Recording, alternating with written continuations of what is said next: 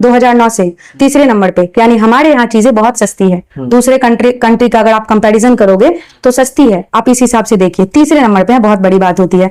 हम सिर्फ नेगेटिव चीजों को देखते हैं, पॉजिटिव को नहीं देखते। हम तो दोनों पहलू को मीडिया वाले तो दोनों चीजों को देखते हैं। ऑफ कोर्स मेरा भी काम है, लाइक आप मेरे से उम्मीद करते हैं कि हम चीजों को क्लैरिफाई करें अपने दर्शकों के लिए। तो उत्पाद यानी कि प्रोडक्शन होता है, इन सबको हम बोलते हैं सकल घरेलू उत्पाद। इनका जो कुल मूल्य, फाइनल अंतिम मूल्य जब हम ऐड कर देते हैं, यही हमारी जीडीपी है। चलिए एक छोटा सा एग्जांपल लेते हैं। अभी जैसे आप बच्चे हैं, समोसा खाते हैं, वड़ा पाव खाते हैं, ठीक है। हम वड़ा पाव लेने जाते हैं, मान लीजिए हमको 20 रुपए का वड़ा पाव मिलता है। हम जाते हैं वड़ा पाव वाले से वड़ा पाव लेते, वो हमको 20 रुपए का वड़ा पाव दे देता है।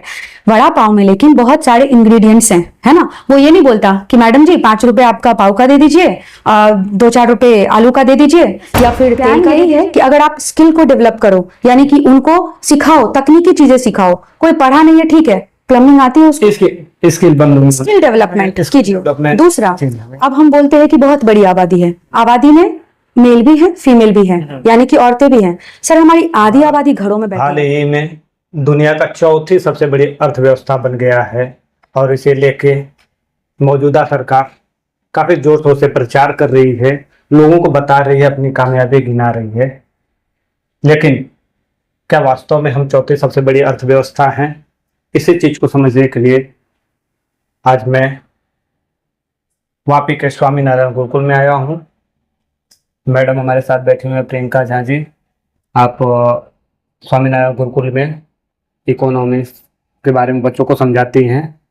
हम आपसे आज समझने की कोशिश करेंगे क्या वास्तव में भारत चौथी सबसे बड़ी अर्थव्यवस्था है, क्या ये सिर्फ एक आंकड़ा है जो सरकारें मौजूदा टाइम कर रही हैं, लोगों को बताने की कोशिश कर रहे हैं। हालांकि बाकायदा इसको भारत सरकार की तरफ से नीति आयोग के जो सीईओ हैं या सुब्रमण्यम जी ने बाकायदा प्रेस कॉन्फ्रेंस में बताया कि हम दुनिया की चौथी सबसे बड़ी अर्थव्यवस्था बन गए हैं, और आने वाले 2 से 2.5 साल में हम जर्मनी को भी पीछे करके तीसरी अर्थव्यवस्था बन जाएंगे। लेकिन क्या हम उस राह में चल रहे हैं? सारी चीजें क्रमवार समझने की कोशिश करेंगे। बहुत बहुत स्वागत है मैडम आपका। सबसे पहले नमस्कार मेरा दर्शकों को, सालासर न्यूज चैनल के दर्शकों को बहुत बहुत नमस्कार। मैं Priyanka Jha, Shri Swaminarayan English medium school Salvav से मैं पीजीटी हूँ, इंग्लिश भी हूँ, PGT English as well as PGT social यानी इकोनॉमिक्स। सो मैं ट्राई करूंगी कि आपके क्वेश्चन का आंसर दूं, मैं अपने हिसाब से क्लियर कर सकूं चीजों को। अब सर आपने ही लाइक आपके क्वेश्चंस वही है ना कि ये है कि नहीं है ना, क्या वास्तव में इंडिया है। सर आपने ही अभी बोला कि नीति आयोग का एक रिपोर्ट आया था 2015 को, ठीक है, यानी कि मतलब 2015 में एक्चुअली पहले देख लेते हैं कि नीति आयोग सेटअप कब हुआ था, ठीक है। तो सर ये 2015 में पहले ना एक प्लानिंग कमीशन हुआ करता था। प्लानिंग कमीशन का वही काम था कि वो जो भी डेटा है रिगार्डिंग इकोनॉमिक्स एंड अर्थव्यवस्था के ऊपर वो देना दुनिया को, उसको चेंज करके जब भी मोदी गवर्नमेंट आती है तो उनको वो बनाती है प्लानिंग कमीशन, ठीक है। तो प्लानिंग कमीशन के तहत ये जब ये सेटअप हुआ तो ये उनके जो सीईओ हैं सुब्रमण्यम, जैसा आपने बोला वीवीआर सुब्रमण्यम, उन्होंने हाल ही में डेटा दिया है। लेकिन उनका डेटा भी देखिए किस पे बेस है, IMF पे, ठीक है, इंटरनेशनल मॉनेटरी फंड पे, ठीक है, जो कि पूरी मतलब दुनिया की वो एक ऑर्गेनाइजेशन है जो इन चीजों के रिलेटेड डेटा देती है। तो हम 4th सबसे बड़ी जो इकोनॉमी है, अर्थव्यवस्था है भारत की, वो दुनिया में आकर के उभरी है ना। तो आप ये बोल रहे हैं कि ये सिर्फ आंकड़ा है या सच्चाई है? देखिए कभी भी आंकड़े तो सच्चाई ही होते हैं, क्योंकि उसके सामने हमारे पास डेटा होता है, हमारे पास ग्राफ होता है, हमारे पास बहुत सारे रिपोर्ट होते हैं, ठीक है। अब है क्या, तो सबसे पहले ये समझते हैं कि हमारी इकोनॉमी क्या होती है। सबसे पहली बात, अब हम सब बात करते हैं, हमको लगता है कि इकोनॉमी कोई बड़ी चीज है, क्या बड़ी चीज है, इकोनॉमी कितना डिफिकल्ट टर्म लगता है। जब डेटा बेस हुआ तो मौजूदा सरकार काफी दिनों में हम दुनिया के चौथी सबसे बड़ी अर्थव्यवस्था बन गए। लेकिन तो वास्तव में क्या हमारी लाइफ स्टाइल से सब सारी चीजें आते हैं उस पे भी। तो पहले तो ये समझते हैं कि अर्थ है क्या, लाइक इकोनॉमी है क्या। तो अर्थ का मतलब ही होता है सर मनी। फॉर एग्जाम्पल जैसे हम काम करते हैं, काम क्यों करते हैं? पैसे कमाने के लिए। तो अगर हम काम करके पैसा कमाते हैं, दिस इज इकोनॉमी, यानी कि कंट्री में जितने भी काम होते हैं उसके बदले जो भी पैसे आते हैं, ठीक है, वो सारी चीजों को हम इकोनॉमी बोलते हैं। बहुत सिंपल चीज है, ठीक है। अब मान लीजिए कि इसको जानना है कि हम कहाँ पे हैं वर्ल्ड में, reality, you want to know the reality कि सच क्या है, ठीक है। तो सर 3 पैरामीटर्स है हमारे पास जिसके थ्रू हम इसको इजीली जज कर सकते हैं कि हम एग्जैक्टली हैं कहाँ, हम कहाँ पे लाई करते पूरे वर्ल्ड में। पहली बात कर लेते हैं, एक होता है जीडीपी। जीडीपी के अकॉर्डिंग हम इन चीजों को डिसाइड कर सकते हैं। सेकंड होता है पीपीपी, ठीक है, परचेजिंग पावर पैरिटी। जीडीपी हो गया आपका ग्रॉस डोमेस्टिक प्रोडक्ट, सकल घरेलू उत्पाद। सेकंड हो गया आपका पीपीपी यानी कि परचेजिंग पावर पैरिटी, यानी हमारी इनकम की पैरिटी पैरेलली दुनिया में कहाँ एग्जिस्ट करती है। और थर्ड हमारा हो गया पर कैपिटा इनकम, जिसके बारे में आप वो ज्यादा क्लैरिटी एक्चुअली आप जो मीडिया में भी देख रहे हैं, मीडिया है खास करके तो आम पब्लिक तो वही देखते हैं ना कि चौथे सबसे बड़ी अर्थव्यवस्था बने, तो हम कहाँ पे हैं, कहाँ पे वास्तव में हम कहाँ पे हैं। तो सरकारें के हो गए, सरकारें ने अपना डेटा पेश कर दिया, लेकिन वास्तव में हमारा क्या फायदा हुआ, आम पब्लिक का क्या फायदा हुआ। जो डेली घर से सुबह 9 बजे जॉब पे निकलते हैं, शाम तक घर पे आते हैं, तो वो अपना बैलेंस देखते हैं कि हम उस स्थिति में हैं क्या, हमारा लाइफस्टाइल है क्या उस लेवल तक जी comparison to another country. Sir बहुत बेसिक चीजों में अगर तीनों को समझेंगे तो इजी हो जाएगा समझना, दर्शकों को भी और बच्चों को भी। सर पहली बात तो जीडीपी क्या है समझ लेते हैं। ग्रॉस डोमेस्टिक प्रोडक्ट, सकल घरेलू उत्पाद।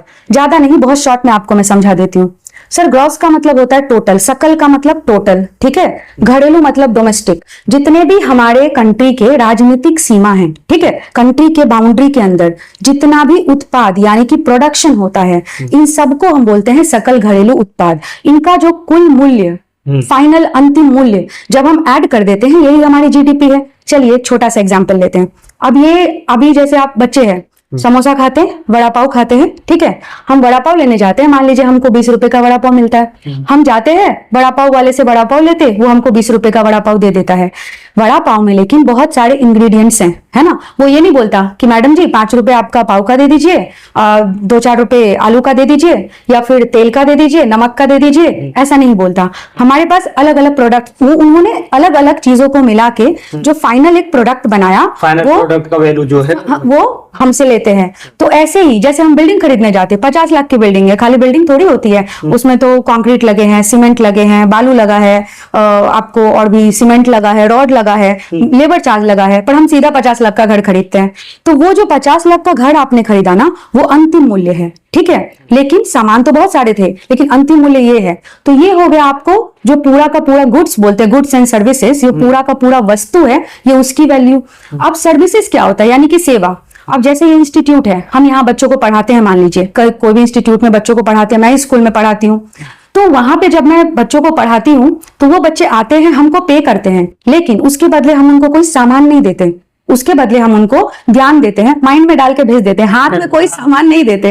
तो अगर आपको पैसे के बदले सामान मिल रहा है तो वो वस्तु है, लेकिन अगर आपको पैसे पे करके फीलिंग आ रही है कि आपने कुछ लिया, सामान नहीं दिख रहा आपको, तो वो सर्विस है। इन सारे का पूरे कंट्री में जितना भी सामान आया, जितने भी सामान की खरीदी बिक्री जो भी हुई, जितने भी हमने उत्पादन किया, प्रोडक्शन किया, वो सबको जब आप प्लस करोगे 1 साल का, पूरे 1 साल का डेटा, तो इसको ही हम बोलते हैं जीडीपी। जीडीपी में हम 4th इकोनॉमी बने, ठीक है। सेकंड समझ लेते हैं, परचेजिंग पावर पैरिटी। सर ये भी तो इंपॉर्टेंट है। कोई बोलता है मैं यूएसए में 50 लाख कमाता हूँ, $50 लाख, ठीक है, और कोई इंडिया में मान लीजिए कि $15 लाख कमा रहा है। हमको लगता है, या जो भी हमको लगता है कि अरे या तो 50 लाख ही पकड़िए, डॉलर छोड़ दीजिए, 50 लाख यहाँ पे 15 लाख, हमको लगता है यूएसए में 50 लाख वाला तो बहुत अच्छा ऑफर है, वाह वहां तो 50 लाख मिलेंगे, ठीक है। लेकिन आप कॉस्ट ऑफ लिविंग तो ढूंढ ही नहीं रहे। जो कैपेसिटी है परचेसिंग का, मान लीजिए आपने एक वड़ा पाव लिया, कुछ भी ले लीजिए, अच्छा चलिए, एक होता है जो मैकडोनाल्ड्स का बर्गर लेते हैं, तो मान लीजिए वो $1 का मिलता है आपको यूएसए में, ठीक है। अब इंडिया में आपको मिल रहा है 80 रुपए का, 85 रुपए का, 100 रुपए का, जो भी आप पकड़ लीजिए। तो वो जो डिफरेंस दिखा आपको कि वहां पे वो $1 का मिला, लेकिन यहाँ पे आपको 100 का मिल रहा है, ठीक है। तो ये जो डिसाइड करता है कि आप जो चीजें खरीदोगे, आपका जो कॉस्ट ऑफ लिविंग है वो वहां पे कितना आएगा। भले ही आपने वहां 50 कमाया है, लेकिन वहां पे आपको खर्चा भी, कॉस्ट ऑफ लिविंग भी हाई है। ये चीजें तो हो गई। महंगाई दर तो वैसे भी सरकार बताती नहीं। सर महंगाई अलग है, महंगाई अलग है। हाँ, मैं जो कहने का कोशिश कर रहा हूं, आप अमेरिका में अगर आप कोई चीज 80 रुपए का ले रहे हैं और इंडिया में आने के बाद वो आपको 60 की मिल रही है, तो यहाँ की महंगाई दर पे ही डिपेंड करेगा ना, वो चीजें हमको कितनी महंगी मिले, कितनी सस्ती मिल रही है। सर्विसेज यहाँ के हो सकते हैं अमेरिका के कंपेरिजन यहाँ के सस्ती होती है, तो थोड़ा सर्विसेज चार्ज कम लगते हैं, तो सस्ती चीजें। सर सर्विसेज ही सस्ता नहीं है, सामान भी सस्ता है। और आपको एक डेटा बता दूं, 2009 से इंडिया परचेजिंग पावर पैरिटी में हम 3रे नंबर पे हैं, और हम वहां पे टिके पड़े हैं, 2009 से तीसरे नंबर पे, यानी हमारे यहाँ चीजें बहुत सस्ती है। दूसरे कंट्री का अगर आप कंपैरिजन करोगे तो सस्ती है, आप इस हिसाब से देखिए। तीसरे नंबर पे है, बहुत बड़ी बात होती है। हम सिर्फ नेगेटिव चीजों को देखते हैं, पॉजिटिव को नहीं देखते। हम तो दोनों पहलू को देखते हैं, आपका मीडिया वाले हैं, तो हम तो दोनों चीजों को देखते हैं। ऑफ कोर्स मेरा भी काम है, लाइक आप मेरे से उम्मीद करते हैं कि हम चीजों को क्लैरिफाई करें अपने दर्शकों के लिए, तो ऑफ कोर्स वो चीज पे काम कर रहे हैं। सर थर्ड, जो आप बार बार उस मुद्दे को लाइक रिपीट कर रहे हैं कि ये बताइए कि हम कहाँ हैं, इन सब के दुनिया है, देश है, जीडीपी है, सब है, हम कहाँ हैं। तो सर इसको मेजर करने के लिए एक बहुत आसान सी चीज होती है जिसको बोलते हैं हम प्रति व्यक्ति आय, पर कैपिटा इनकम, ठीक है, पर पर्सन इनकम। ऑफ कोर्स हम यहाँ पे थोड़े से पीछे हैं सर, यानी कि थोड़ा हमारा जो पेस है, स्पीड है, वो स्लो है। पर ये नहीं बोल सकते आप कि हम ग्रो नहीं कर रहे हैं, उसका भी डेटा दूंगी मैं, लेकिन हम ग्रो कर रहे हैं, लेकिन उसमें थोड़ा पीछे है। जैसे अगर आप जनरली तो हम कंपेयर कर रहे हैं जापान का, तो जापान कुछ 35 या 33 रैंक पे है और इंडिया कुछ 135th रैंक पे है। ऑफकोर्स हम बहुत नीचे हैं, 135 ठीक है, थोड़ा बहुत, हाँ थोड़ा बहुत ऊपर नीचे, पर बहुत पीछे हैं। एक चीज तो तय है कि अब जैसे कि देख लीजिए, अब सिंपल सी बात है कि हम पर कैपिटा इनकम निकालते कैसे हैं। मान लो हम गवर्नमेंट बोल रही है, डेटा बोल रही है कि हम 4 ट्रिलियन की जो इकोनॉमी बन गए हैं, 4 ट्रिलियन की, तो 4 ट्रिलियन की इकोनॉमी को आप पब्लिक से डिवाइड कर दीजिए। हमारी पॉपुलेशन कितनी है? 140 करोड़, 143 करोड़, 143 करोड़ एग्जैक्टली, 143.88 करोड़। तो 143 से आप उनको जब डिवाइड करेंगे तो अप्रोक्सीमेटली ये कुछ, अगर मैं इंडियन या तो अगर डॉलर में जनरली हम चीजों को डिफाइन करते हैं तो $2800 के आसपास होता है, जो कि बहुत कम है पर पर्सन, ठीक है। लेकिन जो जापान में आप जाओगे तो यही चीज कुछ उनका जो है वो $14,000 के आसपास है, $14,000-15,000, ठीक है। अच्छा सर, यहाँ पीछे है, लेकिन आपको मैं एक डेटा देती हूँ। जैसे आप अगर पूरा कुछ 5 साल का डेटा लोगे, जैसे 1995 से अगर मैं कुछ डेटा दूं आपको, तो अभी चाइना की तो बात करते, सेकेंड इकोनॉमी कौन है हमारे पास? चाइना, ठीक है। आफ्टर यूएसए चाइना है, चाइना के बाद जर्मनी है, हम हैं आपको कौन सी इकोनॉमी? 4th की, ठीक है। चाइना का आपने कभी बोला कि उसका पर कैपिटा इनकम कम है? अभी तो हम क्या बोलते, चाइना जितना तो इंडिया सोच भी नहीं सकता, चाइना के जैसा तो इंडिया बन भी नहीं सकता, चाइना तो 2nd रैंक पे है, बहुत दूर है उसको पकड़ पाना। आपने इंडिया से ऊपर है, 35 है इंडिया से ऊपर, 500 इंडिया से ऊपर है, ठीक है, लेकिन फिर भी बहुतों से पीछे है। जैसे वो जीडीपी के अकॉर्डिंग 2 पे आता होगा, लेकिन जितनी भी कंट्री है जो जीडीपी में नीचे है उससे, लेकिन पर कैपिटा में चाइना उससे नीचे है। फ्रांस हो गया, जर्मनी हो गया। मैं स्टडी कर रहा था इस विषय पे, तो मैंने देखा कि जो इंडिया का जो पर कैपिटा इनकम जो काउंट हो रहा है, आपने बराबर बताया कि जो हमारे यहाँ की जनसंख्या है और जो हमारा जीडीपी है या जो हमारा $4 ट्रिलियन है, हम उससे डिवाइड कर दे रहे हैं, निकाल ले रहे हैं। लेकिन इसमें 1% से भी कम, यानी 0.1% लोगों के पास ही सारी चीजें, सर्विसेज, मतलब भारत जो 4th लार्जेस्ट इकोनॉमी बना है, सारे पैसे तो उनके पास चले गए। आम जनता के पास जो 50% जनता है भारत की, उनकी पर कैपिटा इनकम 700 या, हाँ, जब आप कैलकुलेट करते हैं, हाँ, तो 700 के आसपास जाती है। उसमें से अगर 40% पे चले जाए तो लगभग $900 के आसपास जाते हैं, जो अपने $2,800 आपने बताया। 10% रह गए, वो 17 से 18%, $1,700 से $1,800 के आसपास जाते हैं। लेकिन 0.1% है, सारे पैसे तो उनके पास पड़े हैं। सही बात है सर, मतलब ज्यादा पैसा तो हाँ, जो पूंजीपति हैं उनके पास चले गए, अमीर और अमीर होते चले गए। कहने का सेंस मेरा ये है कि अमीर और अमीर होते चले गए और गरीबों को मिला क्या? जो दिन रात मेहनत करके पूंजीपतियों को बनाने की कोशिश कर रहे हैं, इनको मिला क्या वास्तव में? सर इनको हम चैलेंजेस बोल सकते हैं, ठीक है। यानी कि आप थोड़ा एक डेटा और समझिए, चैलेंजेस हैं, ऑफ कोर्स हैं, ये भी फैक्ट है जो आपने बोला, लेकिन डेटा समझिए थोड़ा। हम इंप्रूव भी कर रहे हैं, उन चीजों से हम निकल रहे हैं। सर कहीं आप बहुत फंस गए हो तो सडन आप छलांग लगा के ऊपर नहीं आ सकते, धीरे धीरे स्टेप बाय स्टेप आओगे। वो स्टेप हम अब जब भी हम अपना ग्रोथ को मेजरमेंट करेंगे तो हम क्या देखेंगे, हम पहले किधर थे, अब किधर है। ये नहीं देखेंगे दुनिया पहले किधर थी, हम किधर हैं। हम खुद से खुद को कंपेयर करेंगे। तो सर वही मैं आपको बता रही कि 1995 में अगर जापान से आप कंपैरिजन करो, जो कि रिसेंटली हमने उसको क्रॉस किया है, तो 118 लोग जितने इंडिया में कमाते थे ना, वो जापान का एक आदमी कमाता था। टाइम आते गया, बहुत आया, उसके बाद 2010 में ये रेशियो कम हुआ, 2014 में ये 25 बना, ऐसे करके 25% एक इंडिया का, मतलब 25 इंडिया का, 1 जापान का जो इनकम है वो इक्वल था। सर अभी जो 2025 में आप बात करोगे तो 12 जापानीज जितने कमाते हैं उतना एक इंडियन पर्सन कमाता है। रेशियो देखिएगा, पहले हम 118 थे, 25 पे आए, 12 पे आए, और सर विजन है गवर्नमेंट का कि 2030 तक ये 9 पे आ जाएगा, यानी कि 9% जितना कमाएंगे जापान में उतना इंडिया का कमाएगा। आप सही बोल रहे हैं कि वो चैलेंजेस है कि ये जो हमारा गरीब क्लास है, जो हमारा लोअर क्लास है, उनके पास कुछ नहीं है, लेकिन अगर ये इंप्रूवमेंट डेटा बता रही है तो ग्रेजुअली ही सही कहीं ना कहीं, और पब्लिक को भी अकाउंटेबल होना पड़ेगा। हम पूरी तरह से नहीं बोल सकते कि these all are the responsibility of government, कहीं ना कहीं एज ए सिटीजन हमारी भी जिम्मेदारी बनती है। लेकिन आप इंप्रूवमेंट तो देखिए, 25 से अगर हम 12 पे आ गए, 12 से हमारा 9 का प्लान है, तो 9 एक नहीं होगा, 0 नहीं होगा, होगा तो वो भी हमारे पास अवेलेबल होगा। हम हाँ होगा होगा। हाँ, अभी थर्ड इकोनॉमी के बारे में आप कुछ बोल रहे थे। नहीं, अब तो वही है कि प्रोसेस जब भारत सरकार बोल रही है कि हम 2 से 3 साल में हम जर्मनी को भी पीछे करके आगे चले जाएंगे, क्या हम उस कदम पे हैं ये? हाँ, बहुत सारे प्लान है सर। आप जो आज भी हम यहाँ पे हैं, कितने सारे इनिशिएटिव्स लिए गए। खैर जर्मनी में उतना ज्यादा का डिफरेंस है नहीं, क्योंकि ज्यादा नहीं है, हाँ कुछ परसेंट का है, कुछ परसेंट का है, तो आगे चले जाएंगे। लेकिन जो 2047 तक टारगेट रखा है लगता है ऐसा हो पाएगा? पॉसिबल है, लॉजिकली पॉसिबल है सर, डेफिनेटली लॉजिकली ही पॉसिबल है। अभी देखिए, अभी गवर्नमेंट बोल रही है कि हमारा जो विकास दर है वो 6% है, सस्टेन्ड है, इतना किसी का नहीं है। स्पीड देखिए, ग्रोथ का स्पीड देखिए आप, कि हमारा जो विकास दर है वो 6% के आसपास चल रहा है। अगर आपने 6.6, 6.5 का जो गति है वो भी मेंटेन कर लिया, तभी आप वो ले लोगे। अगर थोड़ा भी स्पीड अप हो गई इकोनॉमी, अगर हमने एफर्ट डाल दिया, 7% भी हो गया, तो 2047 कहाँ जाए? ऐसा पॉसिबल, उससे पहले भी ऐसा पॉसिबल तब हो पाया जब जापान की इकोनॉमी दर 0% थी, जीडीपी दर 0%, मतलब 0.3% के आसपास थी।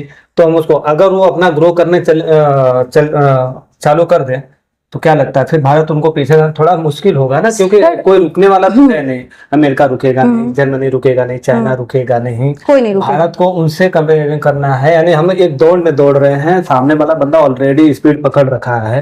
हमने जिसको पीछे किया वो शायद रुक गया, बीच में रुका तो हम आगे क्रॉस कर गए, लेकिन जो हमारे आगे चल रहे हैं वो तो दौड़ रहे हैं ना स्पीड में। तो हमें क्रॉस करने के लिए क्या भारत के पास है कि उनको पीछे कर पाए? सर एक बहुत सिंपल टर्म में बोलूं, आपने बोला कि जो पहले से दौड़ रहे हैं, सर तो पहले से दौड़ रहे हैं तो थकेंगे भी ना। हमने तो दौड़ना शुरू ही किया है, तो हमको तो भी थकना बाकी है। लाइक आप समझो कि अगर ये पहले से दौड़ रहे हैं, पहले से रेस में हैं, पर एक टाइम आता है जहां पे चीजें जो है वो स्थिरता आती है चीजों को, है ना।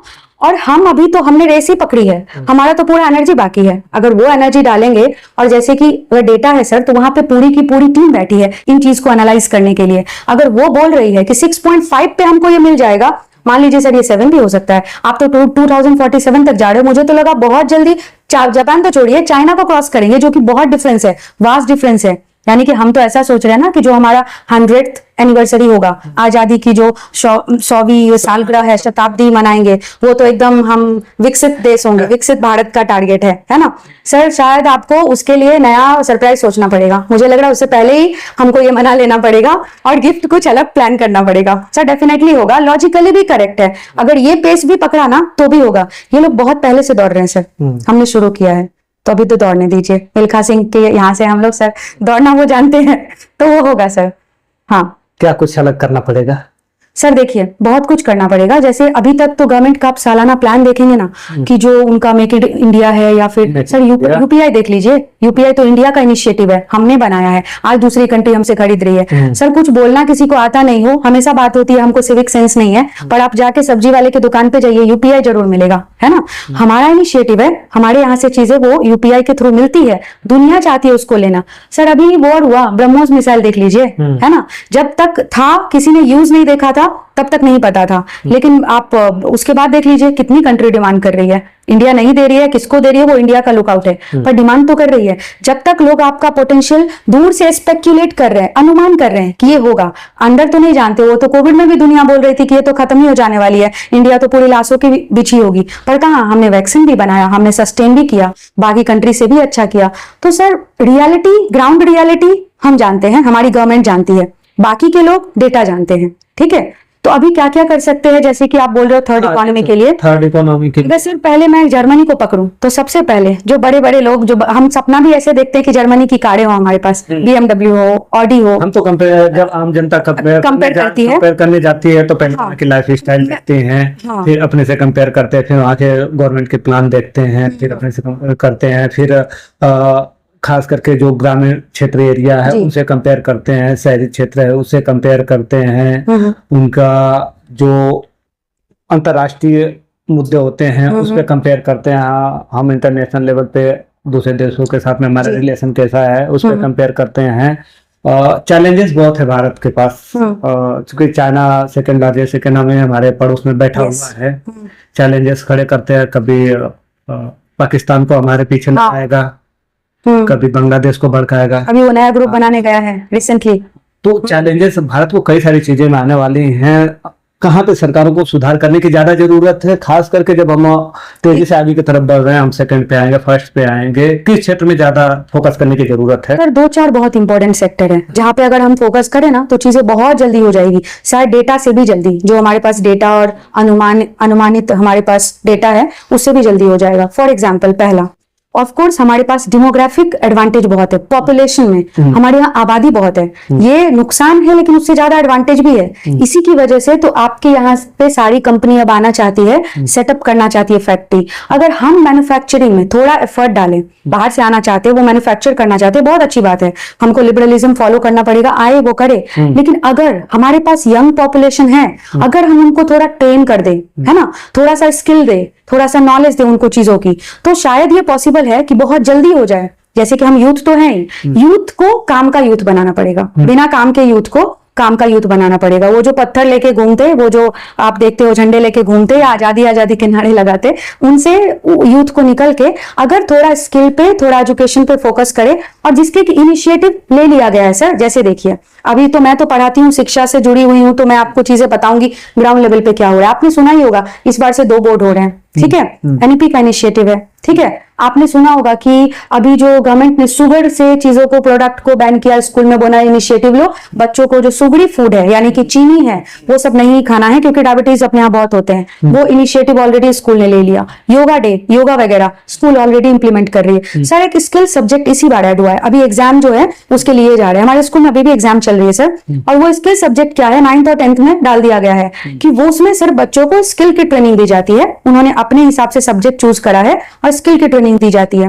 तो सर प्लान यही है कि अगर आप स्किल को डेवलप करो, यानी कि उनको सिखाओ, तकनीकी चीजें सिखाओ। कोई पढ़ा नहीं है, ठीक है, प्लम्बिंग आती है उसको, स्किल डेवलपमेंट कीजिए। दूसरा, अब हम बोलते हैं कि बहुत बड़ी आबादी है, आबादी में मेल भी है, फीमेल भी है, यानी कि औरतें भी हैं। सर हमारी आधी आबादी घरों में बैठी है, उसको सच में हम यूज ही नहीं कर रहे हैं। अगर हाँ, मतलब सबसे बड़ा जो चैलेंजेस है हमारे पास यही है।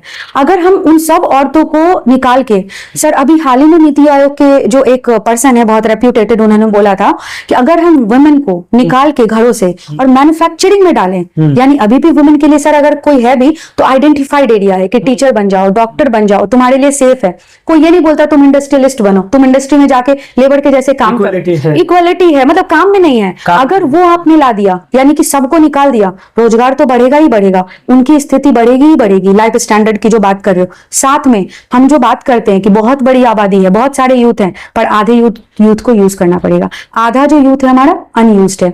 ग्रीन एनर्जी सर बहुत बड़ा पॉइंट है। ग्रीन एनर्जी पे अगर हम फोकस करें, और इंडिया कर भी रहा है। विंड, पता है विंड के प्रोडक्शन में हम बहुत बड़े वर्ल्ड में लीडिंग आते हैं। विंड के प्रोडक्शन में, विंड एनर्जी के प्रोडक्शन में सोलर एनर्जी यूज हो गया, जियोथर्मल हो गया। अगर ग्रीन एनर्जी को देखा जाए, कुछ ऑप्शन है हमारे पास। टूरिज्म, सर धर्म का, इतना बड़ा धर्म का देश है हमारे पास, इतने सारे टूरिज्म सेक्टर्स हैं। अगर हमने इनको थोड़ा सा, बाहर से आने वाले को सर क्या चाहिए, सिक्योरिटी, इंफ्रास्ट्रक्चर, थोड़ा सा आपने टूरिज्म को दिमाग में रख के सिक्योरिटी प्रोवाइड कर दी, सेफ्टी प्रोवाइड कर दी, आपने इंफ्रास्ट्रक्चर प्रोवाइड कर दिए, तो उसके वजह से ये सब चीजें बहुत जल्दी हो जाएगी। शायद हम जितना सोच रहे हैं उससे भी जल्दी हो जाएगी। तो ये चीज है जहां पे थोड़ा सा हमको एफर्ट डालना पड़ेगा, तो चीजें बहुत जल्दी हो जाएंगी।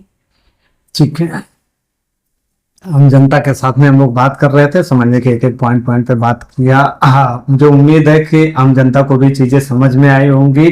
कई सारी चीजें हैं जिस पे बात की जानी चाहिए देश के अंदर, खास करके इकोनॉमी की जब बात आती है तो लोग बचने की कोशिश करते हैं। हम टारगेट कर रहे हैं उन बच्चों को जो देश के भविष्य हैं, और वो इस तरीके की वीडियो को खास करके ध्यान से सुने। जब हम आपसे चर्चा कर रहे हैं तो हम खास करके उन स्टूडेंटों को ये बात पहुंचाने की कोशिश कर रहे हैं कि हमें वास्तव में करना क्या चाहिए। हमें 2047 तक अगर फर्स्ट पे जाना है, हमारे युवा जो एक एक चीजों को समझ पाएंगे। आपने स्किल डेवलप की बात की, वुमेन पार्टिसिपेट, हाँ health sector of course, Ayushman Bharat sir है ही अपने पास, बहुत सारे सारी चीजों पे अगर काम किया जाए तो शायद हो सकता है, लेकिन हो सकता है नहीं सर, होगा। होगा। ठीक है, जब बोल रहे हैं होगा। हाँ। लेकिन एक खास सवाल के साथ में आम जनता को छोड़े जा रहा हूँ। आप 10 लोग हैं और आपके पास 100 रुपये है, और हम 2 लोग हैं, हमारे पास 80 रुपये है। तो 10 लोग वाले ज्यादा अमीर हैं, और 2 लोग जिनके पास 80 रुपये बचे हैं वो थोड़ा कम अमीर हैं। कंपैरिजन जब बांटने जाएंगे तो क्या होगा? इन सारे सवालों के साथ में आप कमेंट करके बाकायदा आप हमें भेज सकते हैं। बहुत बहुत शुक्रिया मैडम आपका। आप देख रहे थे सलासर न्यूज और मैं था मनोज चौहान। बहुत बहुत धन्यवाद आपका।